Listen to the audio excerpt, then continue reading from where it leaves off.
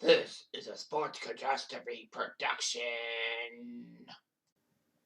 Hey there, hey there, hey there. It's Jeff Cutter W. Welcome you to another sports catastrophe birthday boy. And the birthday boy for today, March the 10th, in the year that it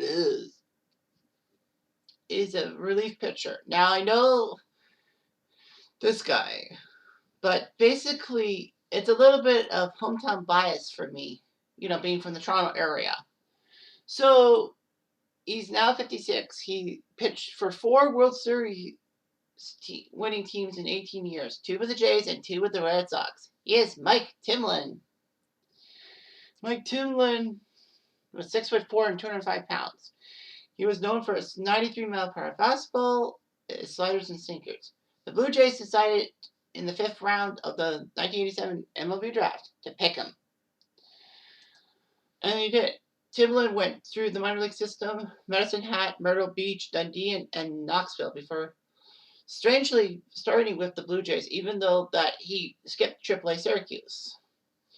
He made his first major league appearance on opening day in 1991, April 8, pitching an inning and a third against the Red Sox. He would pitch an inning of relief against the Red Sox and got a win, which is nice. All that. Boston did beat the Blue Jays in that April 8th game 6-2. Timlin pitched in 63 games. He actually started 3 games, which was weird. But anyway, he was 11-6 with 3 saves and a 3.16 ERA. He made 4 appearances in the ALCS against the Minnesota Twins. Unfortunately, he ended up giving up the big home run in Game 3 to Mike Pagliaro in the 10th inning, which saw the Blue Jays go down 2-1, and of course Joe Carter's injury as well, which really ruined the Blue Jays. But anyway, Timlin was 6th in Rookie of the Year voting. During the 1992 season, Timlin spent time with the Single-A Dundee and Blue Jays, then AAA, and then went to the Major League team, playing 26 games for them, which was weird. That he went down a peg. He didn't do so well. However, in the postseason, the 92 postseason, he took 2 appearances against the A's and 2 against the Braves. And we all know that Mike Timlin was the pitcher who threw the ball to Otis Nixon, and then Timlin threw the first base to Joe Carter to win the 1992 World Series. So Otis Nixon tried to bunt, Timlin fielded the ball, got it to Joe Carter at first base, and the Blue Jays won the World Series. So he got the final out of the World Series. In 93, he went to Single-A for a little bit before pitching for the Jays for 54 games. He was 4-2 with a save and a 4.69 ERA. He would make 3 relief appearances during the 93 playoff run. So Timlin got 2 World Series rings in his first 3 seasons. Timlin would continue to make plenty of saves and plenty of appearances for the Blue Jays. He got 31 saves in 96. But the Blue Jays needed some help, so they traded Timlin and Paul Spaljarek to Seattle for Jose Cruz Jr. Well, Seattle needed pitching help for the pennant drive. Well, Seattle did make the playoffs for them, but Baltimore got to him. Timlin was a decent pitcher for the Blue Jays, but then he went to Seattle. Baltimore beat Seattle in the ALDS, but he picked up 19 saves for Seattle in the 98 season. So in 2 seasons, he did decently, and then signed a 4-year deal with Baltimore. Of all teams, I'd be Baltimore. Well, it was good. Unfortunately, in the 2nd year of his 4-year deal, the Orioles decided to trade him to St. Louis for a couple of prospects. Timlin did pitch in 5 postseason games for the Cardinals. Twice against the Braves in the NLDS, and 3 games in the NLCS against the Mets. Unfortunately, the Mets won that series. Timlin would continue to pitch for St. Louis and did pretty well for himself. However, Timlin would be traded in 2002 alongside Placido Polanco and Bud Smith to Philly for Scott Rowland and other things. So Timlin did quite well. He became a free agent after the 2002 season and 30 games with the Phillies. So he went to Boston, signed a one-year deal.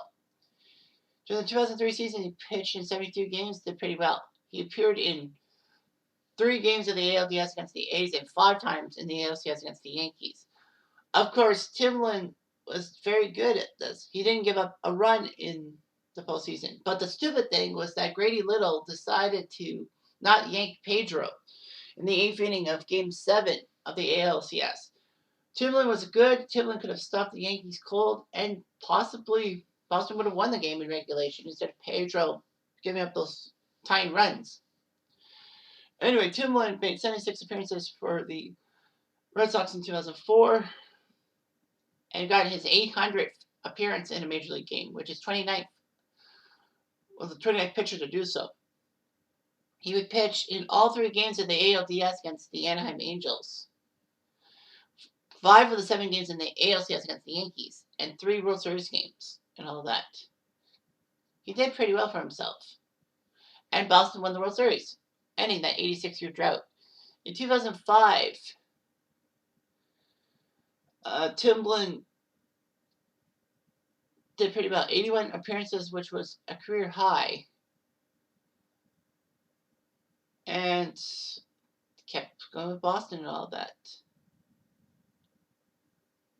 In 2007, he made his 1,000th appearance against the Orioles. And in the postseason, he pitched 3 times in the World Series against the Rockies.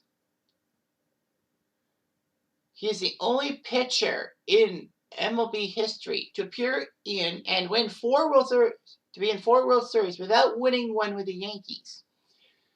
So for every pitcher who's won a World Series, who's been on more than 5 World Series winning teams, he's the only pitcher to do it 4 times without being with the Yankees. Wow. That's amazing. Timlin in 6 seasons appeared in 394 games with the Red Sox, doing pretty well for himself. Timlin decided to retire after a failed tryout with the Rockies. So in 18 seasons, he was 75, 73, 141 saves, and played in 1,058 games. 8th all-time for MLB pitchers, which is pretty good. Timlin wore number 40 with the Blue Jays, Seattle, and Baltimore. But Timlin decided to change it to number 50, in St. Louis, because number 40 was Andy Bennett's number. So Timlin participated in the 2006 World Baseball Classic for the Americans.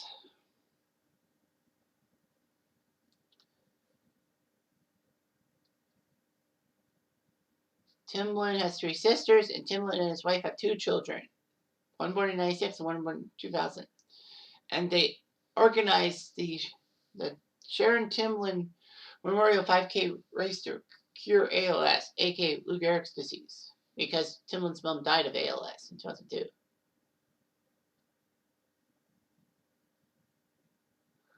Mike Timlin was actually on Arthur, that famous show, providing his voice for Elwood City Grebes pitcher Winland. It's in the Curse of the Grebes and all that. I need to know more about the Curse of the Grebes. Is it something to do?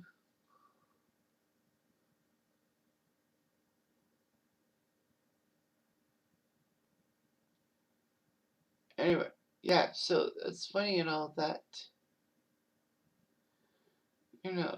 Johnny Damon, Mike Timlin, and Edgar Renteria guest flights to help Elwood City win the championship and all that.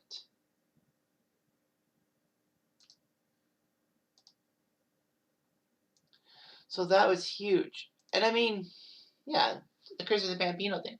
But remember, Arthur's American production is in Boston. So that's, it was normal for like Boston Red Sox players to play in that game. So that's all there was to it. So yeah, Mike Timlin had a better career than I thought he would.